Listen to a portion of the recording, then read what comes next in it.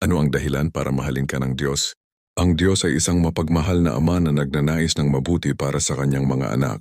Hindi lamang natin siya sinasamba dahil sa takot, kundi dahil sa kanyang pagmamahal at biyaya. Narito ang ilang mabigat na dahilan kung bakit tayo pinagpapala ng Diyos. Dahil sa kanyang walang hangganang pagmamahal. Ang pinakamahalagang dahilan kung bakit tayo pinagpapala ng Diyos ay dahil sa kanyang walang hangganang pagmamahal sa atin, kahit hindi tayo karapat-dapat. Ang kanyang pagmamahal ay laging nakalaan para sa atin. 1 Timothy 4:16. Sapagkat gayon na lamang ang pag-ibig ng Diyos sa sanlibutan, kaya't ibinigay niya ang kanyang bugtong na anak, upang ang sino mang sumampalataya sa kanya ay hindi mapahamak, kundi magkaroon ng buhay na walang hanggan. Dahil sa kanyang plano para sa atin, ang Diyos ay may plano para sa ating buhay, isang plano na puno ng pag-ibig at kabutihan. Kapag tayo ay nagtitiwala sa kanya, ginagabayan niya tayo sa tamang landas at nagbibigay ng mga biyaya na kailangan natin. Jeremiah 29:11.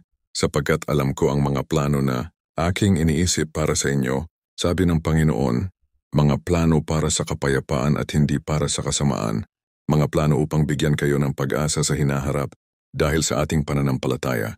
Ang pananampalataya ay isang mahalagang elemento sa pagtanggap ng mga biyaya ng Diyos kapag tayo ay nagtitiwala sa Kanya at nagpapakita ng ating pananampalataya sa pamamagitan ng ating mga salita at kilos. Pinagpapala niya tayo. Hebrew 11:6. Sapagkat kung wala ang pananampalataya, hindi posible na mapagalang ang Diyos, sapagkat ang lumalapit sa Diyos ay dapat maniwala na siya ay umiiral at na siya ay nagbibigay ng gantimpala sa mga naghahanap sa Kanya.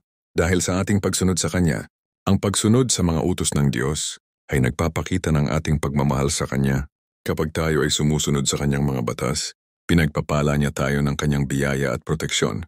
Deuteronomio 28:1-14.